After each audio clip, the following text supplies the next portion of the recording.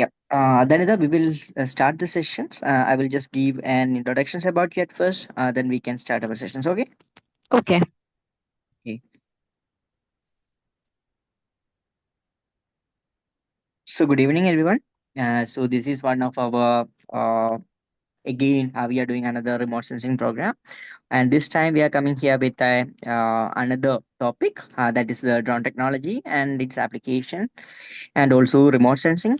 So today we have our resource person, Miss P. Danuda Mohan, and she is already get her graduation or MTech from ISRO IIRS, and right now she is working in Tata Steel as a remote sensing expert, and she have an extensive knowledge in this field of remote sensing and drone technology, and currently she's working with the drone data and its processing and all. So right now we will have this program for the next 2 days, today and tomorrow, and I hope this will be an insightful session for each and every one of you.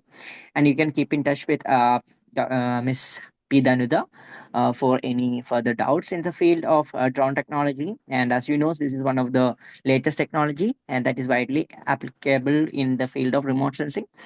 And over to you, Danuda. Then all the floor is yours. Thank you so much, Vishnu, for this wonderful introduction. So, good evening, all. So, I am very much excited to see quite number of participants today. And I think these are the people who are very much interested to know about the most advanced field of remote sensing, the most upcoming field of remote sensing, and the geospatial sciences, that is the drone technology. So, today I will cover the basics of remote sensing first. In the first two slides, I'll explain about the basics of remote sensing, and then I will go to the overview of what is UAV, and then the components of UAV, its evolution from the past and the history, and then I'll give you about the safety regulations of flying drones in India. So I will end up with the applications of drone technology. So these are the topics that will be covered today. So starting with,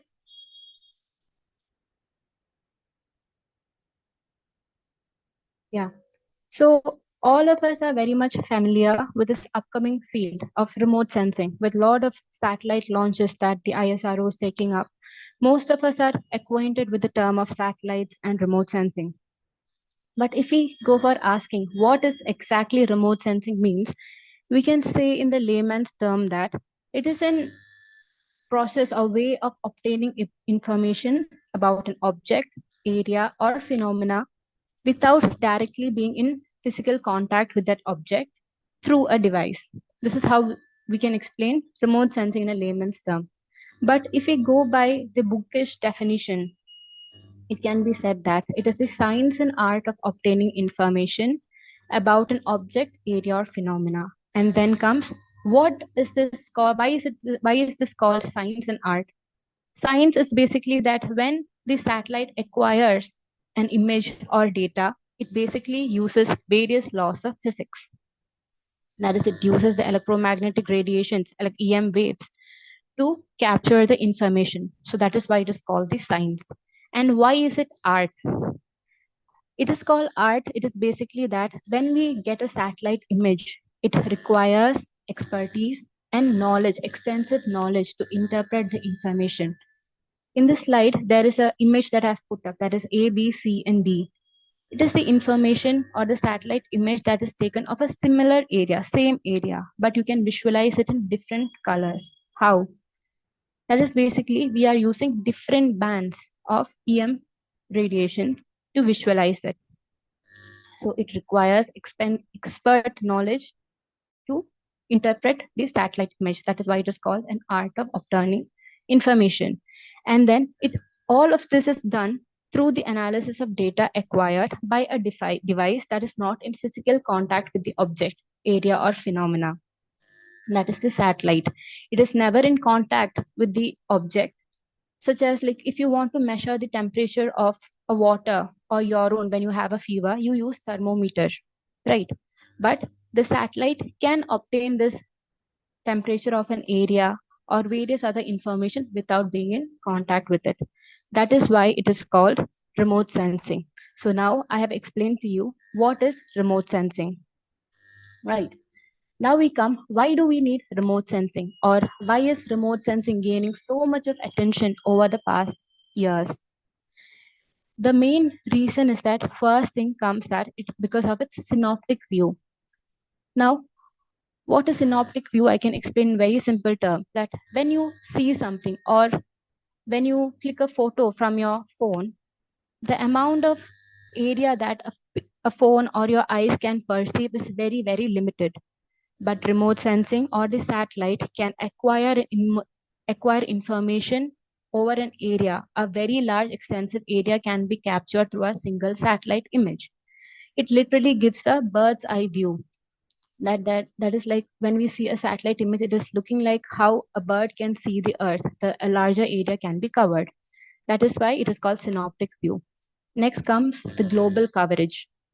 That is, now the satellite facilities or technologies are so advanced that it can cover an entire globe within a day or two. So we can get the information over the area of an entire globe within a day or two. So we can get the area of we can get the information of the same area in different intervals of time. That is called it is global coverage. Then come the repeatability. A same area, suppose I want to monitor the landslides of Wayanad. Okay, so I want to predict when will the next landslide happen or can such a disaster occur. So for that, I will need to get information, or I have to carry out a study using the satellite data of the past events as well as today and also the future. So a satellite can give you information of over the same area at different days. That is, it has a different temporal resolution. Then comes multiple information. When you acquire a satellite image, it can have various applications, such as maybe I am having a geology background, so I can interpret the geomorphological features of an area. But if a agriculture person wants to extract information about the crop health or the vegetation cover of an area, that can also be done through remote sensing. So it can give you multiple information over same area. Then one of the most advantage of using remote sensing is that we can even get information of the area that we cannot physically go see. Suppose a forest fire is happening. We don't know the extent. We cannot directly go to the area of disaster and examine how much is the extent of fire, right? So for that, how can we understand the coverage or the extent of an area that is affected by this disaster? That can be understood by using the remote sensing data. So now this is the reason why we need remote sensing. Next comes, what is this process of remote sensing? Okay, so here it comes that we all know that the natural source of energy in the earth is sun. Okay, so when sun illuminates a target, that is when a target absorbs energy from the sun or reflects the energy, a portion of the reflected energy is captured by the satellite. Okay, and that when the satellite comes in contact with the ground station or the antenna of the ground station, it disseminates or transmits this information that it has collected. And then in the processing station, there are a lot of softwares that we use to pre-process the data, because as we know that the solar energy travels through the atmosphere of the earth, and our atmosphere is composed of various dust particles, water vapors, and gases. And these particles, when the solar energy falls from them, refracts, and various other phenomena happens. And same as that, when this energy interacts with the target, a portion of this energy is absorbed, it is transmitted, and it is emissive remote sensing also happen there. It also emits. So what happens that when this reflected energy travels to the satellite, again, it travels through the atmosphere where the energy gets attenuated, and then there might be a lot of background noises. So we cannot directly use the satellite data that we get. So when the satellite comes in contact with the antenna of the ground control station, it disseminates this information. Then the pre-processing happens in the processing station. and then it is transferred for the analysis part, and it is given to the data providers where we do the various research studies, and then we derive the results. So the remote sensing where the energy source is, is natural or it is sun, it is known as passive remote sensing. Okay. And next comes active remote sensing. That is, suppose there is no sunlight, that the satellite does not just capture information during the daytime, it also captures information during nighttime. But nighttime we don't have sun to illuminate a target. So the satellite, it uses its own artificial source of light or radars or microwaves to lighten up a target or get information of a target, and then this target backscatters this energy or reflects it back, and then same process continues. The satellite transfers the information to the processing station, and it goes for the analysis, and then application, and then results. So where we use artificial source of light or energy for gathering information of a target, it is known as active remote sensing. So basically, remote sensing is classified into passive, that the natural source of energy is sun. And then comes the active remote sensing, where we use artificial energy to illuminate a target and gather information. So coming to the drone technology, the drone technology or the drone remote sensing, UAV remote sensing, also uses both active and passive remote sensing. Okay. Now coming on to overview of unmanned aerial vehicle. What is known as this UAV? We all are very much familiar with the term of drone, but it is actually, what is drone? It is actually a pilotless aircraft that can gather information for us. And in UAVs are nowadays simply called as drones. It is an aircraft that fly without an onboard human pilot. Okay. And then why are we stressing over this upcoming technology so much over the satellite remote sensing? It is basically because the most important reason is that it is very much economical. It is very powerful, it is efficient, and it has better frequency. Why is it economical? See, suppose we have satellite images, which there are n number of satellite images that are freely accessible to us. But if you check the spatial resolution, it is very, very rare to get a satellite data of a high resolution lower than 5 meter at free of cost. And a single satellite image also costs a lot. But the thing is that from the use of drone technology, the setting up charges of drone technology, the initial stages might be a little expensive, but still less than the satellite data. And then it can fly over n number of times. The time whenever we want to fly over and gather information of an area, it can be done. So it has better frequency. Before satellite, we had aircraft missions to collect information to get high resolution data, but the fuel charges, everything of a satellite or the aircraft missions are very much expensive. So that is why the drones are much more efficient. So basically, drones are a remote controlled pilotless aircraft carrying cameras and sensors that use aerodynamic force for vertical lift. So aerodynamics force, I will explain in the coming slides. What is that? It is just how the air interact with an object when it flies through. Okay. And then the application of drones are very much diverse. The beginning of the drones, it was basically used for surveillance and military purposes. And then now it has shifted. It also is used for surveillance, it is used for agriculture, it is used for military, which we all are very much aware of. And then comes disaster monitoring. It is also used for commercial and research purposes. Okay. Next comes to the key characteristics of drones. We don't need a human to operate. So it is an pilotless aircraft. Then it is always powered by battery or fuel systems, and it can operate autonomously. Now the technologies are so advanced that we can fly the drones in, we can automate the process of flying a drone using a lot of softwares. We can just define a flight path and the drone will just go according to flight path and collect information and give us the results. And then we can use control station for mission management.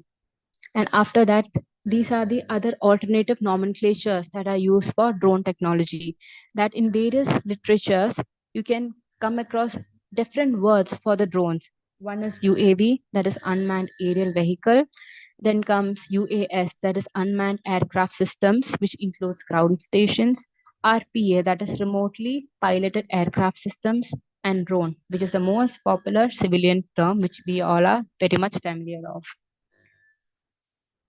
Next comes the evolution of drones. Now we know that if you see from the past 5 years or before the past 5 years, nobody was so much acquainted with the term of drone technology or drones remote sensing. It was very nascent at that time. We were all emphasizing on the use of satellite images, high resolution satellite images. But now, if you see, there is a global shift from industrial applications to research where drone technology is given more importance. And it has replaced many conventional data collection instruments like the total station. And then first was the electronic distance meter, which was replaced by total station, which was then again replaced by robotic total stations. And then came the GPS, then came the laser scanner, and then it is drone. Drones are also extensively used for geomatics purposes, that is for survey grade drones are also available. So the drones or UAVs mark a leap in spatial data collection because it gives us high resolution and centimeter level of accuracy. And most important is that it has fewer personal interference. Like before, when you go through in Kerala or across highways, we can see people wearing safety jackets and taking measurements with ground control stations, or you can call total stations, right? But now, even those surveys are being replaced by use of drones because it is much advanced and it requires fewer personal interference. And the accuracy of drone data is also very much high. Another advantage why these drones have replaced this conventional data collection is basically because drones operate at very low altitudes. It also uses GPS and GNSS for navigation, so it gives us precise accuracy also for us for mapping and surveying. And it makes the tasks assigned much faster, flexible by expanding its applications in both surveying and mapping. Now this comes another history and evolution, how the military military was the first place where we had come across to use the UAV data. First was a hot air balloon, which happened in 1784. Then comes the Austrian balloon bombs, which was used in 1849. These were basically used for destruction purpose and bombing purposes. But the first big breakthrough happened during the World War I when the scattering aerial torpedo was used for military applications. It was the first on-air flight. We are all aware of the origin of the aircraft where the Wright brothers did. And then what happened was the flight was only 12 seconds in duration. But over the time, the endurance of flights have also increased so much because of the advancing of technology. And then this history, it can be divided into the early development era and also modern era of evolution. The drone was basically given a name of a certain insect over the time. Okay, here in the 1935 it was given a queen bee name because it represented the structure of a bee.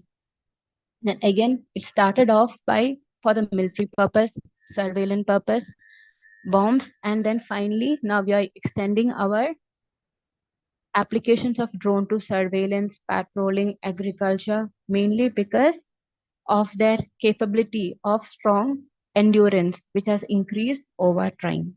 Okay. Next comes to the classification of drones. There is no exact hard and fast rule based on the classification of drones. Different literatures have classified drones based on the author's interpretation. Okay, so in the first one, there is this classification of drones based on its wing type. That is where it is rotary type of UAVs or fixed wing. Then comes sensor, as I explained before, whether it is active or passive sensors that they use. And then comes the weight of drone. Drones are also classified based on its weight, whether it is small size, macro, micro, or nano type of drone. Then comes the range. As I said that the UAVs has advanced so much because of its endurance capability, which has increased over the time. And also the automation, whether we can automate drones or not, and comes we can also classify it based on its application purposes. And also we can compress it into a little bit not so much broader term, that is we can classify the drone based on its size, on the range, altitude, and rotor systems. And range is nothing but the distance a drone can travel. Okay. Yeah. And then classification of drone, this is basically we can classify based on the type of wings that they use. First one is multi-rotors. Multi-rotors are commonly known as drones. Then comes swash plate based systems. It is nothing but the type of helicopters that we have. Then comes the fixed wing. Fixed wing, that is the wings are attached like an aircraft. Then comes the hybrid kind of drones where it is a mixture of both multi-rotors and fixed wing. Okay. And then these rotors helps in the multi-rotor system. What is the purpose of a rotor? It basically helps in the movement of drone from one point to another. And then multi-rotors does not require a runway. We can just lift it off from the ground. And nowadays you can see a lot of nano drones also, which people are lifting off with the takeoff happens from their hands. And hybrids and fixed wings, they have horizontal takeoff and landing, and that is why they require runway. Okay. And that is this fixed wing and hybrids are little bit more not so much economical, and because it needs infrastructure such as runways for takeoff. But the advantage of fixed wing is that over the multi-rotors, it is the speed and the endurance capability, which I will explain in the coming slides. And the hybrids one does not need an infrastructure. It can also have the vertical takeoff like the drones. Next comes the wing type. We are classifying the drones based on the type of wings. Comes the fixed wing first, rotary wing, and hybrid wing. In the fixed wing, it needs horizontal takeoff and landing. So that is why we need an infrastructure such as runway for it. But it has long range and endurance. If you see that when you see a fixed wing kind of drone, it has much more endurance and it is much more stable than the drones. And it has more flight time. It gives more than 90 minutes of flight time for us, and it is highly stable even in the high winds. But coming to the rotary wing, it does not require an infrastructure, or it does not require airbase or anything for takeoff. So it is little bit more economical and efficient for us, and it is more it can be easily handled, and it uses vertical takeoff using the multiple rotors that provide the lift and control. But if you compare the two, the fixed wing and the rotary wing, the endurance time of drones are very, very less. It only gives us almost 15 to 20 minutes.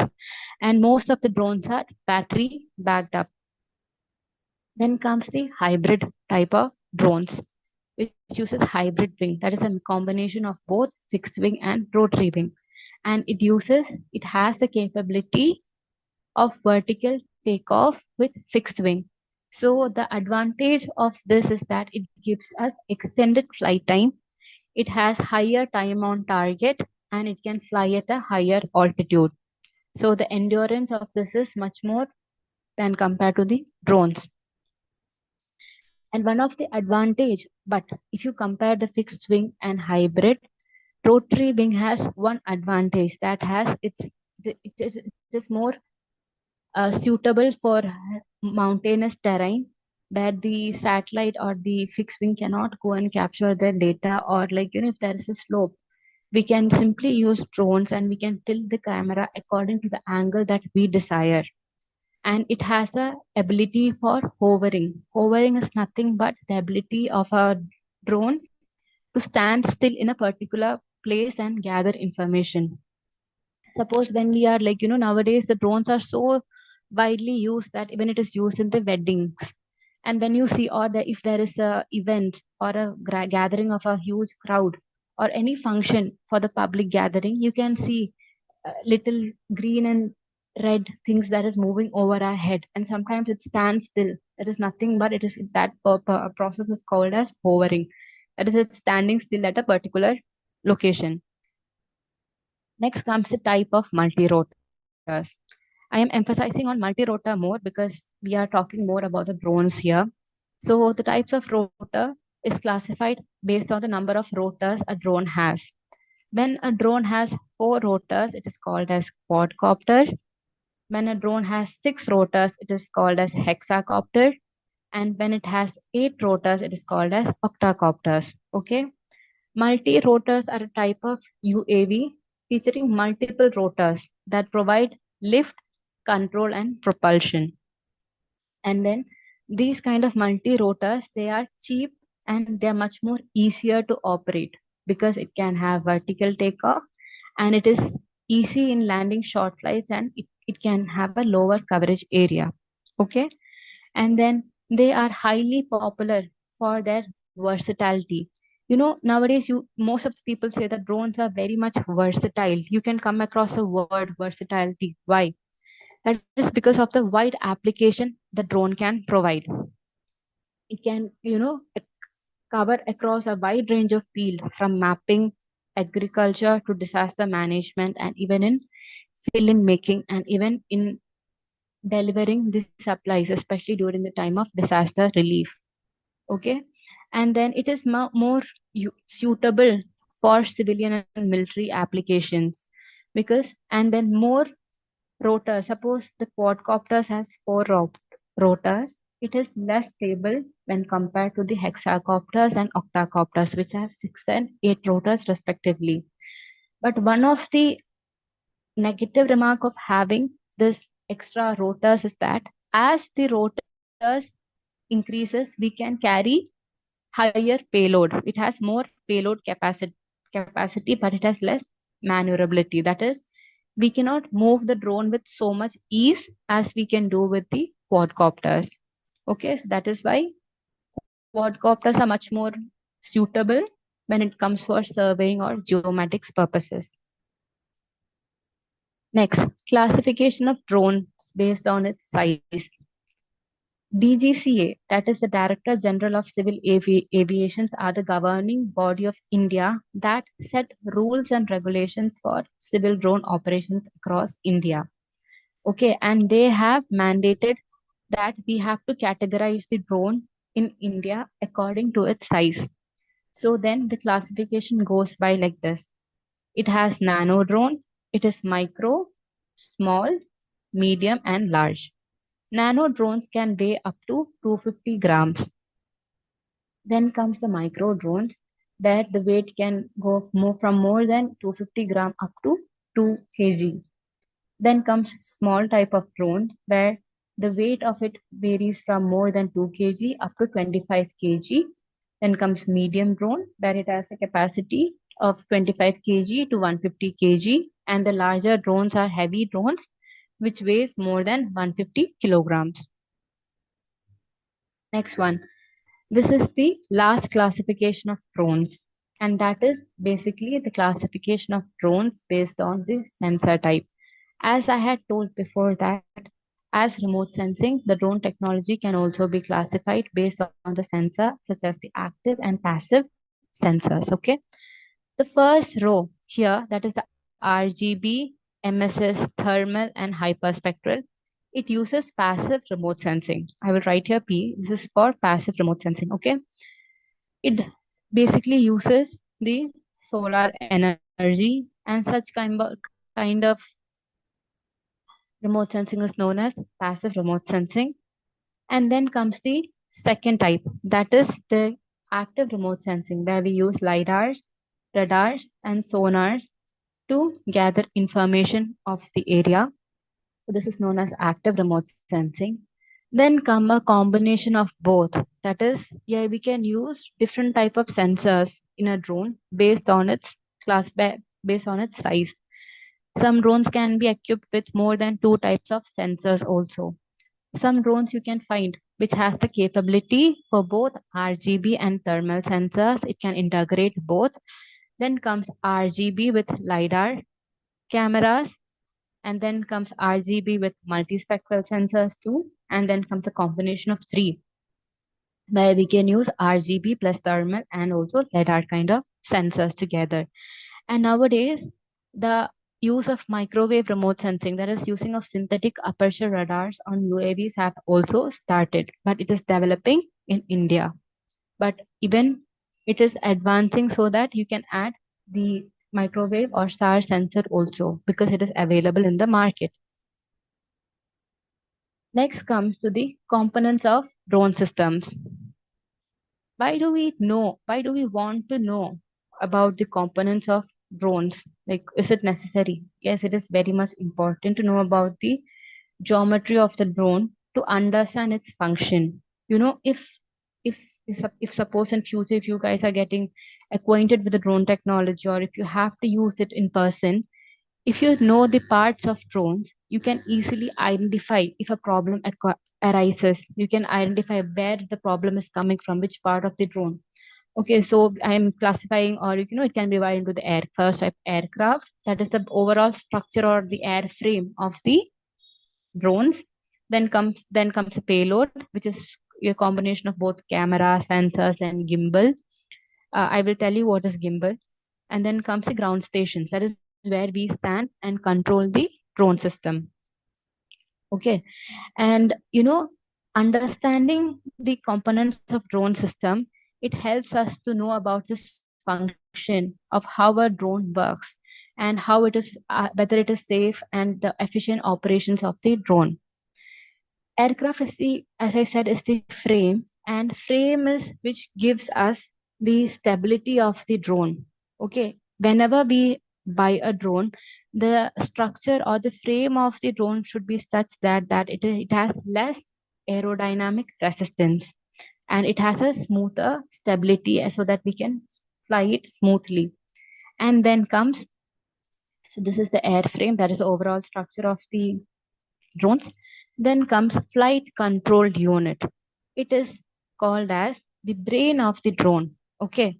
It helps in the navigation of the drone. It basically controls the navigation of the drone by taking inputs from the GPS about the navigation.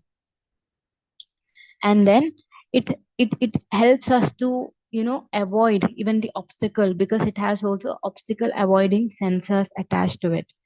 Then comes the propellers. These are the propellers. It is nothing but the blade that is used for a rotating blade that generates thrust for the drone to lift off from an area. Actually, the propellers are basically the part of the drone that actually makes the drone fly. And then propellers can convert the motor's rotational motion, that is, it helps in the aerodynamic lift. It helps in lifting off the drone from an area. And then we can use this propellers as the guiding force of the drones. It can help us in changing the speed. It helps us in changing the direction. It helps us taking the drone both forward, backward, or sideways as we want. So propellers are those components of the drone that helps us in controlling the direction of the motion of the drone. It is basically like the wings of the drone. When a bird has wings, it flies. Similarly, a drone can fly with the help of propellers. And then accelerometers are other instruments which helps us to monitor the speed of drone. It also has a meter to sense the altitude at which it is flying. Actuators are the part of the drone that controls the movement. It is basically like the muscle of the drone. It can take commands from the brain, that is the flight control unit. The actuators take information from the FCU, flight control systems and can create movement by the trimming the propeller or tilting the camera. It can control the tilting of camera also. But another disadvantage of drone is that, as it's not disadvantage but a drawback, I would say, it is that as the payload of the drone increases, payload is the weight which a drone can carry increases, it reduces the flight time of a drone because extra power is required for lifting off and flying the drones. Okay, so these are the components of a drone system. What is this aerodynamics of drones? Actually, aerodynamics is much more essential for electrical engineers and mechanical engineers, because how to design a drone according to the aerodynamics forces is present. That is, aerodynamics is basically the study of how air interacts with an object in motion. Okay, how an air flows. Whenever an air flows through an object, it exerts force on it. Okay, so basically, aerodynamics has to be considered when we are building a drone system. It explores the force that air exerts on a solid object. It gives, the forces such as lift, drag, and how these forces affect an object's movement. Understanding aerodynamics helps in the design and performance of drones and aircraft. And through the aerodynamics, we can capture the concepts of lift, drag, thrust, and pressure distribution, which are fundamental to understanding how object moves through the air, especially the drones. So, yeah, multi-rotor drones, that is, maybe it can be quadcopters, octocopters, or hexacopters. The continuous generation of vertical thrust from the propellers is used to maintain the lift, and it can give the ability to hover, and it gives a constant power. But the problem is that when, as I said, that as the payload increases, the weight of the payload increases, the shorter flight duration is the problem that we face.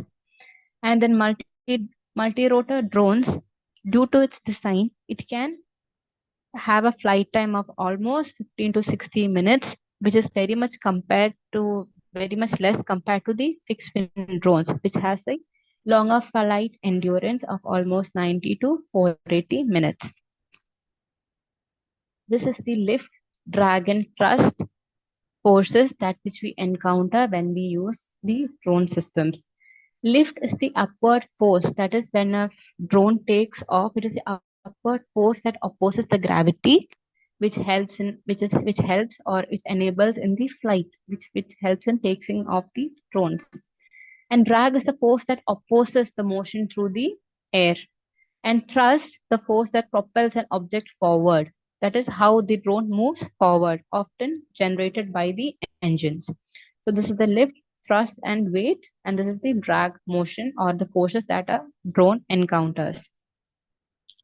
Another important thing, this is how when a drone takes off. Okay, whenever a drone takes off, the both front and rear, that is this front one or the opposite rotors, always functions in anti-clockwise and clockwise direction. Suppose these two rotors, which are opposite to each other, will be in anti-clockwise or in clockwise direction, and then the other two rotors, which are opposite to each other, will be in clockwise or anti-clockwise direction. Okay, this clockwise and anti-clockwise direction of the drone is the design.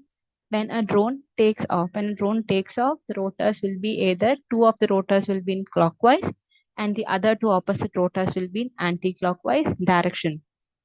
If the drone has to move forward, suppose if this is the front side of the drone, if we have to move it forward, this particular blade will be in the clockwise direction, and rest all the three combined will be in the anti-clockwise direction, so that the drone can move forward.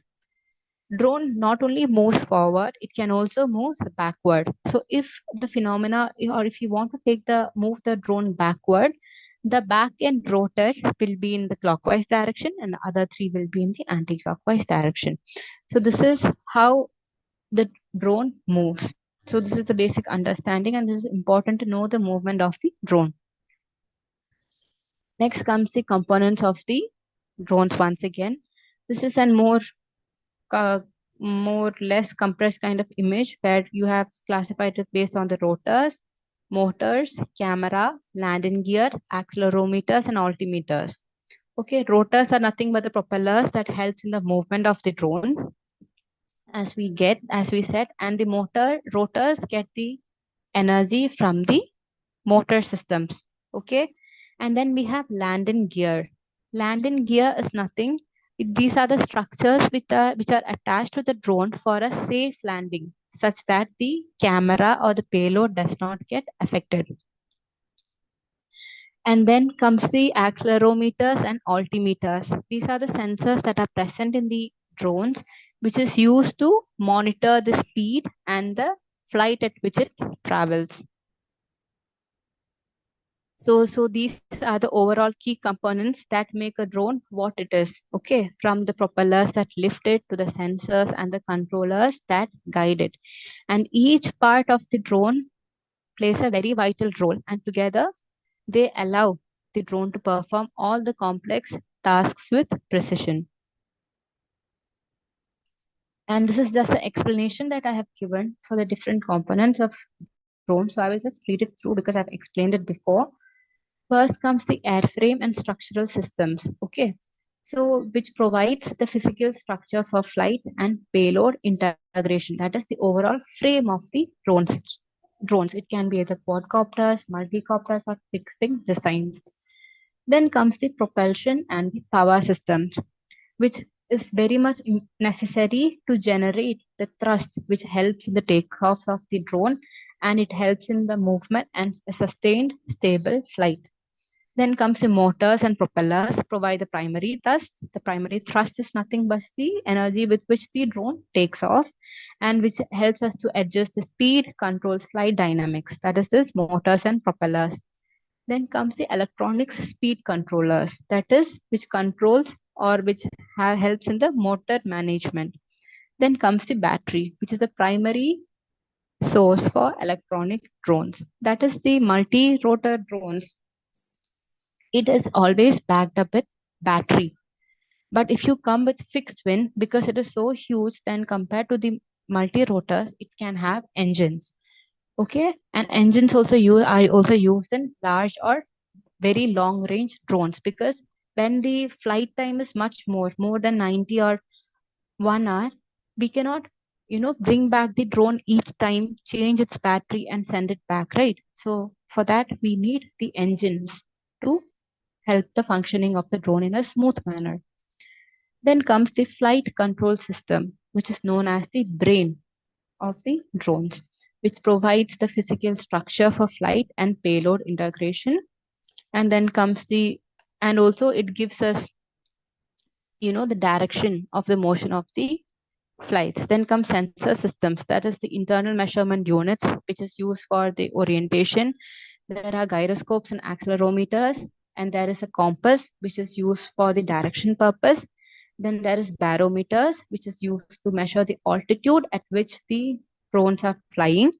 And then there is a GPS module for precise positioning and navigation capabilities to help us understand which location is the drone is present at that time. And then we have monitoring devices, that is the payload sensors, the most essential part, that it can be enough RGB, it can be multispectral sensor, it can be hyperspectral sensor, or it can be lidar. And then we have non-cooperative sensors, that is like when a drone can detect a collision or a target, it can avoid its collision using this automatic detection sensors. Then now I come to the safety and legal consideration of flying drones in India. First thing is that we cannot fly drone as and when we wish to fly the drones, especially for commercial purposes. Okay, so I said before that the Director General of Civil Aviations are the governing body who sets rules for flying drones in India. Okay, the latest drone rules was established in the Drone Rules 2021, where they have given certain set of conditions. And also, if we don't comply to the guidelines or the rules, we have to pay a huge amount of fees for it. Okay, penalty has to be paid, which can be more than 1 lakh depending on the crime that we have done. And also, they can also has the power to seize our equipments. They have the power to take away our drones. And then there is an act that is called No Permission, No Takeoff.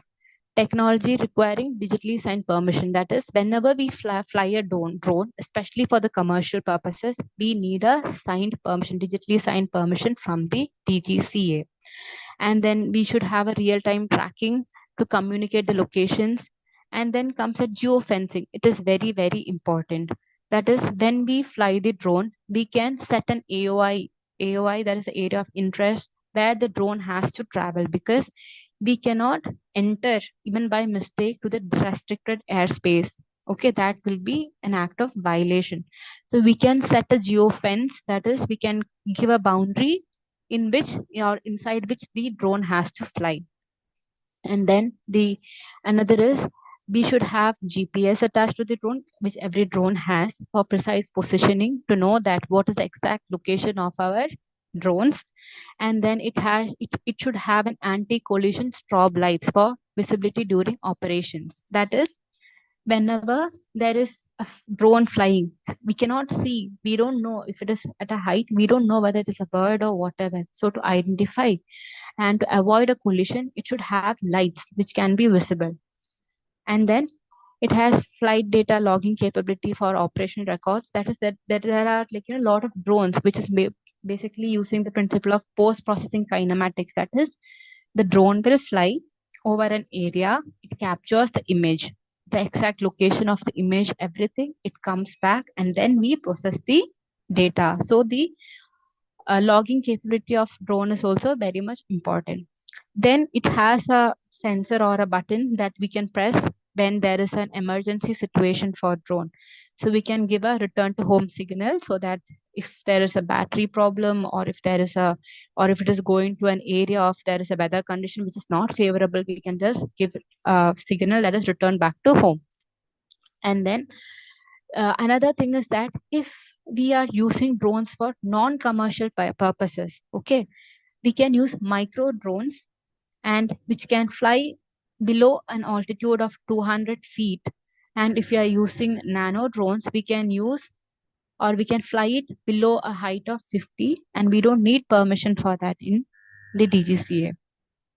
And mostly whenever we fly drone, it is always advised to fly the drone in our visual line of sight, so that we can monitor and give appropriate command and bring it back home whenever required.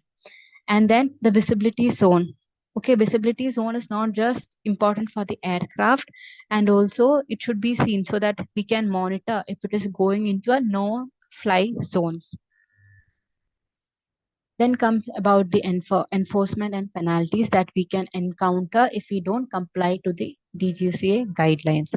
First is that non-compliance results in significant consequences. We will have to pay a maximum penalty of ₹1 lakh for violations, and at times it can be more. And the DGCA are the authority who can follow the equipment seizure when we don't comply, and then especially for possible unauthorized operations where we have not taken the permission from the DGCA before flying. And whoever flies, everybody, especially in the commercial sector, who flies the survey grade drone or drones for industry applications should have a pilot license. And then whoever does not comply, or if a crash of the drone happens, then they can face a penalty of license suspension, or when in extreme conditions, it can go to the cancellation also, especially during repeated offenses by a same person. And whenever a crash or some disaster happens with the drone, there is a DGCA portal that they always ask us to keep updating, whether we are complying to the DGCA guidelines, where monthly we have to update them about the use of drones in the industry or the sectors that we are working in. And then there is registration and certification requirements. drone classification and registration, that is the DGCA has classified the drone. So whichever drone that we have to register it. And then all drones are basically classified by the weight, and it is registered on the Digital Sky platform. Okay, it is a Digital Sky platform, is an online website by the DGCA where we can, get the list of all the drone operators, license numbers of each person who owns a drone pilot licensing. And then there is I will show you a small demo of how to find out whether an area is safe to fly drones. And the classification of drone is based on the weight. It is again classified based on the nano, micro, small, medium, and large, where nano drones are more or less equal to 250 grams, and micro ranges from 250 grams to 2 kg. Small drones have weigh from 2 kg to almost 25 kg, and then medium comes 25 kg to 150 kg, and large comes 150 to almost approximately 500 kilograms. Then about the remote pilot licensing, who can or who are eligible to acquire a remote pilot licensing for operating a drone? First is that for commercial drone operators, which is very, very mandatory, that we must obtain a proper certification. And in such kind of there are few organizations across India which is authorized by the DGCA, that they gave us 1 week training on the theory part of the drones, on the flying of drones, about all the safety measurements for a week's training. Then we have an exam, and then give us a test of flying drone, and then we can acquire license. Now we have one of the main ones in India. One is in Bangalore, we have another one is in Pune, and another one is in Guwahati. And so if you want to be a commercial drone operator, you must obtain your proper certification. And the age requirement is for such an procedure is that a person should not be less than 18 years of age. And the educational qualification that he must have is that he must at least pass the 10th class examination or its equivalent from a recognized board. And then the training is given by the complete course at DGCA authorized remote pilot training organizations, which are available across India. Next comes the safety measurements that we have to consider while we fly a drone. First are the pre-flight requirements that we must comply to.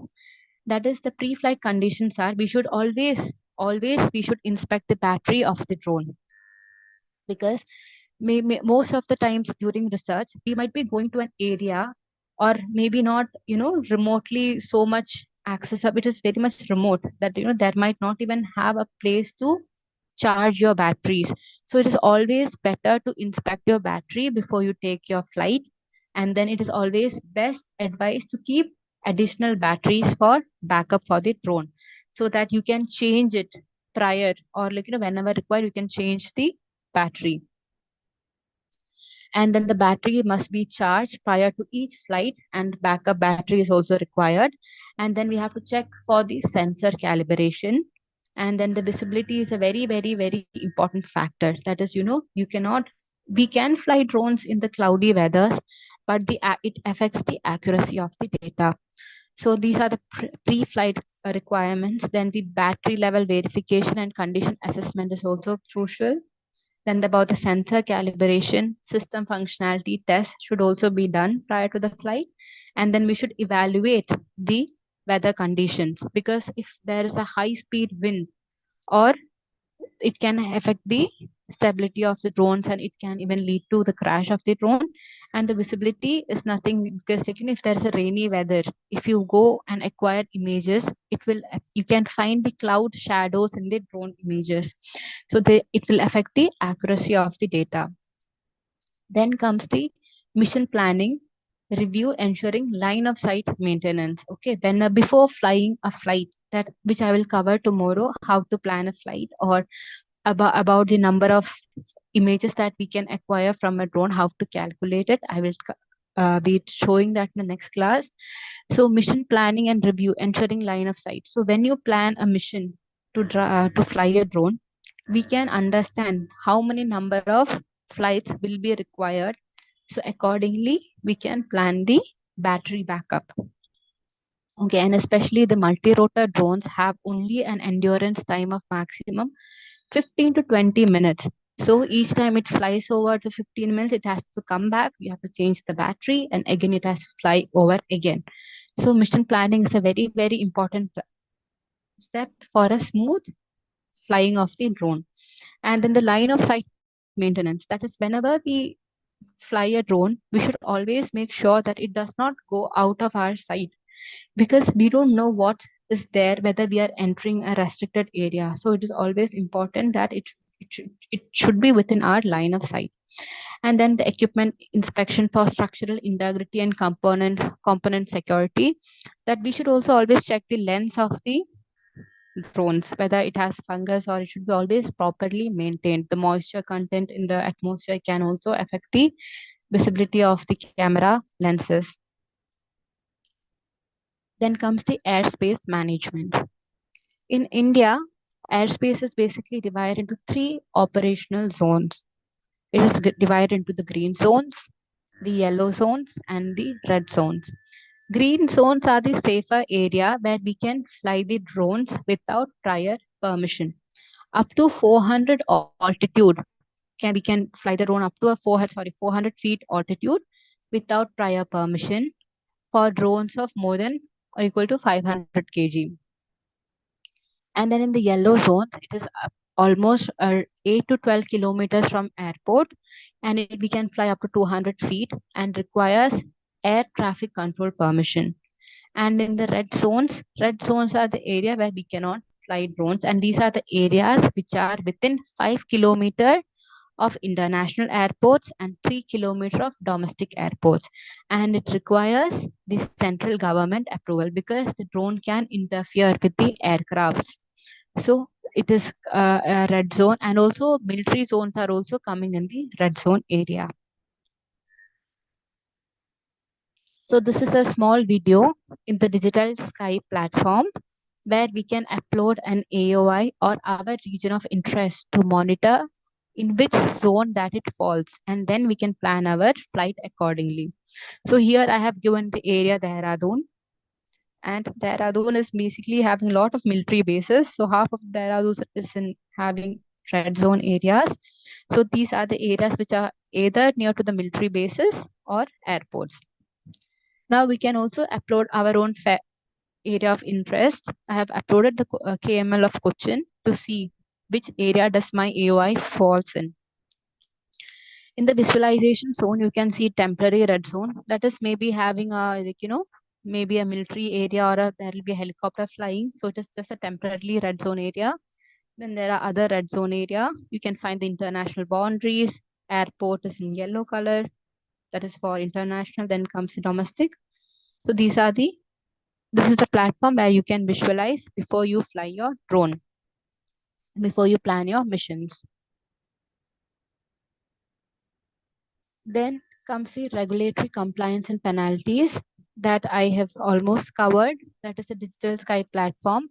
So whenever a person has a drone or acquires a drone, it is mandatory to register it in the Digital Sky platform for all of its operations.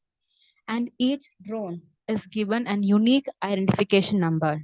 Okay. And then it is specific for each and every drone. So it has to be registered, and then the government can monitor us through this unique identification number of each drone. And type and certificates that are needed to fly drone.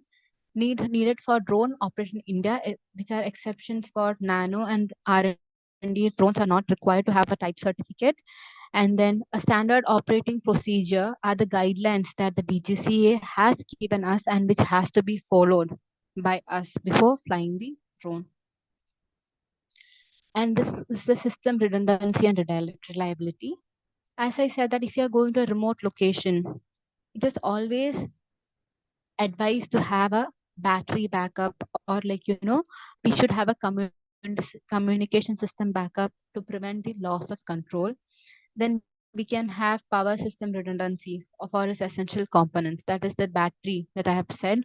And then we can have positioning system alternatives in case of GPS failures, which is already attached to the drone systems. And then whenever a pilot is trained, when they go for getting the pilot certificate, they're always trained to take the override. That is, if you encounter an unforeseen circumstance when you fly the drone, you can have an emergency override capabilities where you can manually intervene, and then bring back the drone. As I said, that most of the drones are also becoming autonomous these days, and then it can be flying using the by setting up the through the software, which is without any manual intervention. You can set a flight path, the drone will go over the area, gather information, come back. And in such a condition, if you find out or if there is an unforeseen circumstance, you will have to do manual intervention, break the plan, and then bring back the drone to the original location. Then comes the environmental and social considerations that are required when we use the drone. Okay, there are operational restrictions. That is where we cannot fly near the airports, or we cannot fly it in the military zones. Then noise pollution in urban area and wildlife conservation zones. As the size of our drones increases from multicopters to quadcopters or hexacopters, or the noise increases as well. So we cannot go fly the drones in prohibited areas such as the wildlife conservation zones, which can affect the animals or the people there. Then there is privacy concerns. Whenever we operate drones, we don't have the authority to fly it near a residential area because it is intervention of privacy there.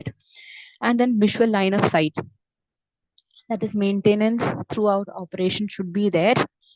Then daylight operation in certain restricted area. Because flying during daylight ensures that the pilot can clearly see the drone and the surrounding obstacles. That is why it should be always done in the daylight.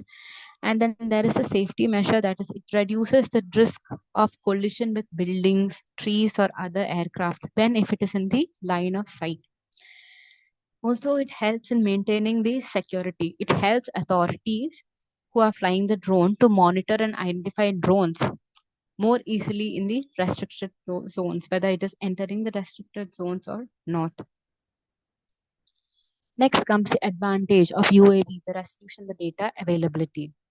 Spatial resolution, one of the key factors that people are switching or opting this drone or UAV remote sensing, because the UAV imagery is measured in centimeters per pixel. Okay, the spatial resolution of a drone is basically giving a centimeter level of spatial resolution, whereas satellite imagery is typically measured in meters to kilometers per pixel. But the satellite imagery, which even gives a centimeter precision or less than 5 meter spatial resolution, is always or mainly it is chargeable, it's not available at free of cost. So that is why people are using drone, because of its spatial resolution. Then comes the temporal resolution. That is the flexibility in data mining. Suppose there is flood. I want to go and check how is the level of water, what are the areas that has got inundated. If I go on relying the satellite, if I'm doing a research activity, I can get the information of the area if the satellite is passing through it today. But if I have to monitor the condition of a same area, I have to wait for the satellite pass to happen, when the satellite will revisit the area and give me the data. And that can take up to days, from 10 to 5 days to 10 days. So it can give a gap. It can restrict my research, or if it is an emergency work, the work can get delayed. But the advantage of using drone is that the temporal resolution, that if a flood happens, I can fly it as and when I require, and I can obtain the data. So there is flexibility in data mining, and they can also fly below clouds. It is weather permitting. But it enables frequent revisits for time sensitive monitoring, such as if there is a crucial event that is happening, if there is flood or if there is a landslide, I can fly the drone and I don't have to wait for the satellite pass, and I don't have to delay my process of research. And also, it is also used for construction, crop growth. If there is a harvest season going on, and if you have to find out which are the areas that need to be harvested first, you can simply fly the drone, get the images, you can process and get the result. And data types. And the sensors of the drones are also advising at a very, very fast rate. First, we used to get visible imagery, which use RGB sensors, and the thermal multispectral sensors or the microwave synthetic aperture radar sensors weren't so much at use or wasn't developed so fast. So now you can get this visible imagery. There is RGB sensors, you can get the thermal sensors, you can get the multispectral sensors as well. And all of the GPS, all of the drones are also combined with onboard GPS, which gives us a georeference data. When we so that is one of the best advantage of the drone. And then comes the safety and accessibility. Drones can reach hazardous or remote sites without risking people. If an area is avalanche prone, or if there is a gulf, okay, or if there is a glacial lake outburst flood, if areas prone to these areas, people cannot manually go and check if an event is going to occur or not, because it is having a huge risk. In such kind of conditions, the best method is to use drones, where we can fly the drones, monitor the area, bring the drone back, process the image without risking the lives of people. So that is basically the drone can access the inaccessible areas of the earth without risking anybody's life. And it is very, very cost efficient. That is, operating UAVs require fewer personnel and less time. Nowadays, it is so advanced that, like, a person can simply start, give the thrust to the drone, and you can just set a flight plan. The drone will go, collect the information, and bring it back. Not like how the total stations used to work. So operating UAVs require very, very fewer personnel and less time, and it is cutting survey costs. You don't have to pay people so much, or the extensive work that a person has to carry out, stand in the sun throughout during the peak summers and gather data, collect information over and over again, and that too also has a lot of risk in it. So UAVs are very, very cost effective, and the battery, we can simply do that. It doesn't even require fuel nowadays for the multi-rotor, so it is battery equipped, and we just need routine maintenance and a small ground crew, it may be a small ground crew, as in just 1 or 2 person is required to fly a drone. And the flexibility, that is, it requires the most minimum infrastructure to fly a drone. So these are we can say, the advantages of drones. Next, coming to the key applications and benefits of using UAVs. Nowadays, the application of drones is so advanced that it can be used in the topographic survey. That is, it is basically used in the mining industries, and the government has also told that, like, each mines of India has to be monitored through drones, and there is like a compliance report that we have to submit to the government every year, and it is a must. So all over the India, the mines has to be monitored through the drones, and the data has to be submitted to the government agencies. And the drones in the mining industries are also used for basically to estimate the resources, to do the volumetric resource estimation, as well as even to comply to the safety regulations. Then comes infrastructure inspections, that the drone has very, very high advanced sensor with centimeter level of precision and accuracy. We can collect the images of infrastructure, and we can model it using drones. And then it is also used in the oil and gas and mining industry. In the oil and gas industry, where you have large pipelines, especially in the Arab countries, where they have huge amount of pipelines, if they have a technical issue or if there is a leak, a person cannot go and correctly identify. It will take a lot of days, because the pipelines are very, very long in length. So you can simply deploy a drone, you can fly it over the area, you can find out where is the malfunction happening. So it is also, they have also started, the oil and gas sectors have also started using, incorporating drone surveys in them. Then comes the precision agriculture. Nowadays, there is a very much leap in the use of drones in agriculture, and that is known as precision agriculture, because there is a modern farming approach that basically uses the drone technology to monitor. It is also used to measure and manage crops. and the quality of soil more accurately. It is also used to monitor the crop health using multispectral or thermal sensors, and then we can find out the area that needs to be detected with pest or disease outbreaks are there. And then we can also assess the plant stress due to the lack of water or nutrients. And when we identify such areas, we can directly fly drone. And when there are spray systems that can be attached to drone to spray and heal the plants of those area, and we can map the soil variability, and we can plan irrigation, or which part of the soil or which part of the cropland needs to be irrigated, or where the fertilizers has to be used more efficiently. And then we can use pesticides, and fertilizers can also be sprayed using the drones over the affected areas. And then comes to the last slide of this lecture, that is the challenges and limitations of using UAV.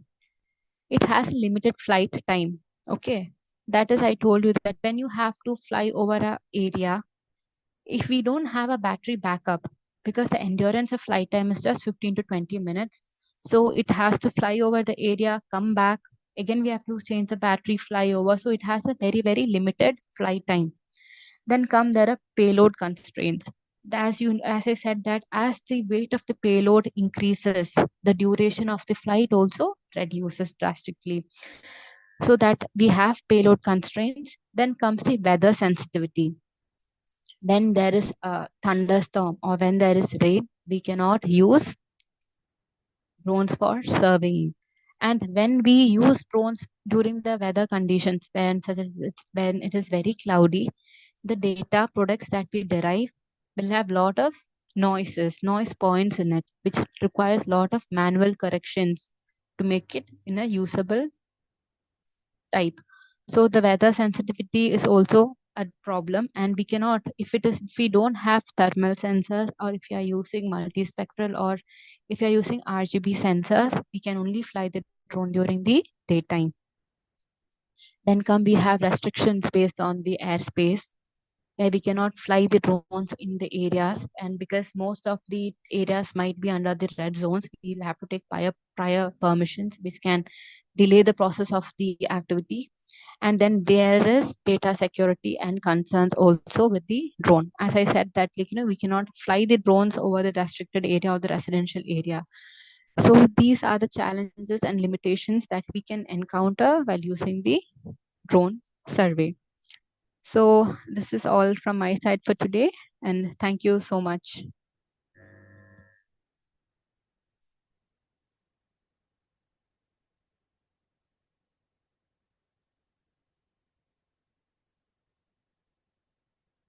Hello.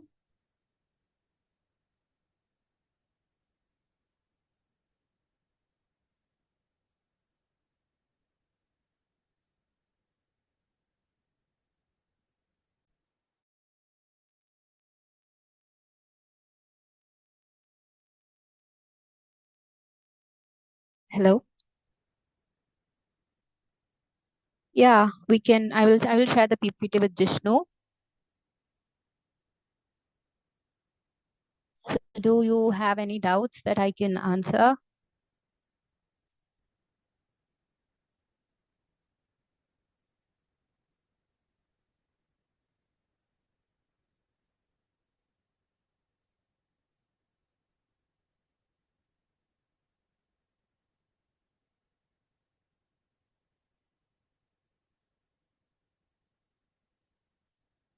Hello.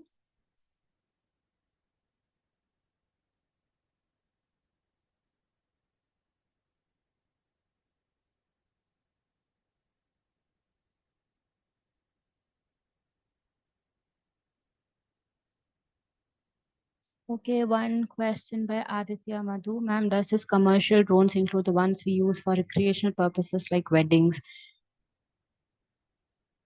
The drones that we use for the recreational purposes like weddings are basically DJI drones, which are different from the commercial drones, because the commercial drones are much more higher or like much more heavier than the ones which we use for the wedding purposes.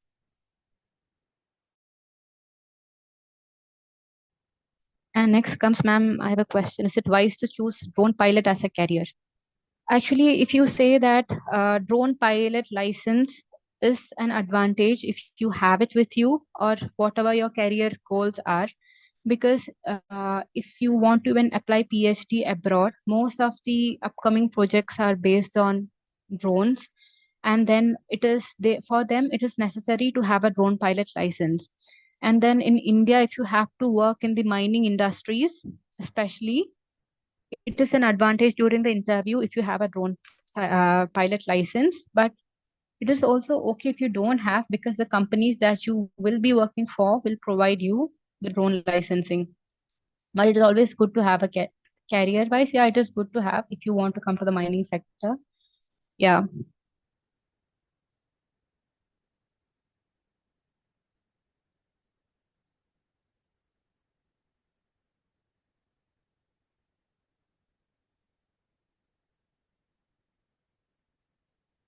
Then comes, what are the 1 minute?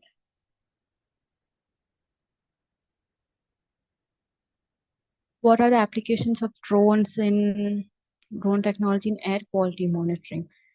Okay, as of now, the field of drone technology and air quality monitoring is not so advanced because of the sensor capabilities, but I think it might come up in the upcoming future, because now in India especially, the sensors for drones are very much costly if you see, especially the LiDAR drones or the microwaves. And for air quality monitoring, the more sensor that which will be using will be microwave remote sensing. So I think it is an upcoming field. And as of now, not much of studies are using it. What are the challenges of drone battery life in flight time in aquaculture clusters? See, the challenges of drone battery life and flight time in aquaculture clusters, it's basically that it depends on the location that you are in. Because as I said that if the area is more remote, it is better to always have a battery backup.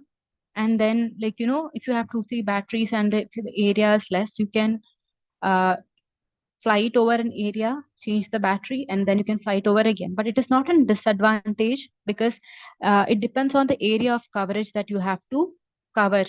Depends on your total area, how many flights might be necessary to cover an entire area. So maybe it takes, almost 1 or 2 days. So it is not going to be an issue. How to become a drone expert, being in fisheries field. That will actually fishery sciences. I don't think, see, you can monitor the quality of the water. That is how you can use. And then that is how I think, because I am not from the fisheries background actually.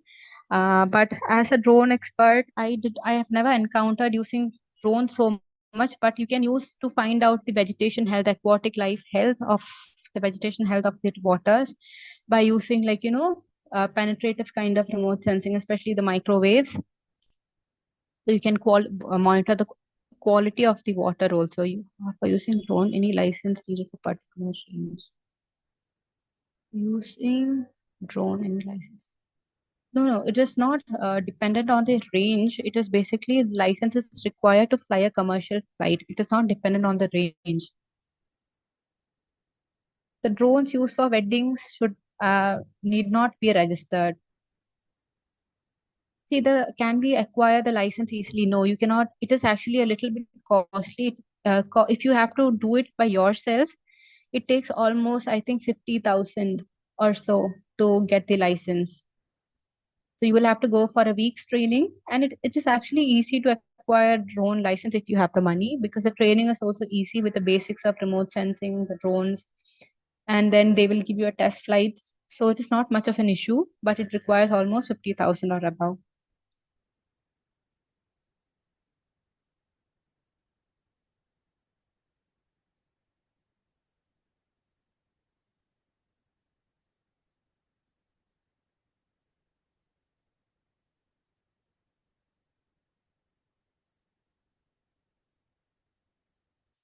Hello, is there any more questions?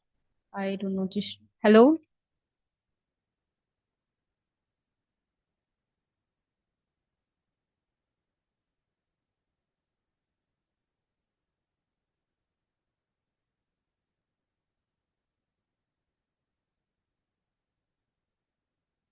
Yeah, Jishnu, I have completed my lecture for the day.